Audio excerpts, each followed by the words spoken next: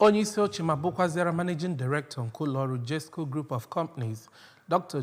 Ezeokafor, na-ekwu na Gọvanọ Chukwuma Soludo bụ ezi onye ndu ahụtabeghị ụdị ya, onye gara n'ihu wetaghachi ntụkwasị obi ndị mmadụ nwere n'ọchịchị obodo site n'ọrụ mmepe dị iche iche ndị o ji n'aka.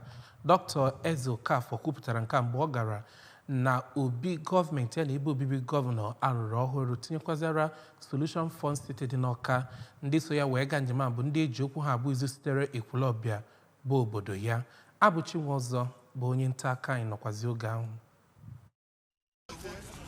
Dọkịta Ezeokafor dịka ọ na-egosi afọ ojuju ya na ụdịrị ọrụ arụ na ya bụ gọọmenti haus dịka steeti a nọchara afọ 34 na-enweghị ya, kpọkuru ndị Anambra ka ha kwado gọvanọ Soludo maka ọrụ ya niile site n'inye ya ohere ma ọnwa Nọvemba gbaa mkpụrụ ụbọchị 8 dịka a na-eme nhọpụta ka ọ chigharịa steeti a nke ọma. Onye President General Ekwulọbịa Community Chief Azubike Ezechukwu nakwa onye Mayor nke Agụata Local Government Area Dọkịta Ezeokafor onye anọchitere anya ya site n'aka onye deputi ya bụ Maazị Kingsley Ezeagụ kenere gọvanọ Soludo maka idobe nkwa niile o kwere dịka ọ na-achụnta nkwado. Ndị Agụata makwa n'ihe onye Agụata wee bata ebe a wee mee ihe na-emechafu anyị iru, so iru na-atọ anyị ọchị.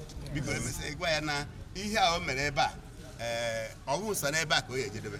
Anụkwu na prezidenti ya bịa ọ bịa ọkwụcha ihe a niile ọ ga-ama na anyị nwere mmadụ afịọma na-ele onwe ya ka His Excellency bụ unu nepụ anyị sinsi ọ batara nwere obodo ji ha ọrụ n'aka anyị sị ka anyị bịa fukwuo n'anya anyị afọ na kwete na ọ na-eme.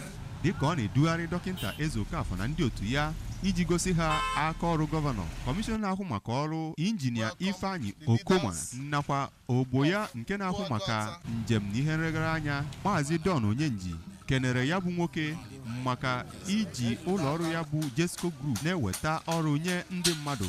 Dọkịta Ezeokafor na ndị otu ya jekwara hụ ya bụ Modern Market Bus Terminal nakwa Shopping Mall, tinyekwara Ultramodern Flyover na ebe ndị ọzọ a na-arụgasị bụ nke ọ bụ gọvanọ Soludo na-arụ ya.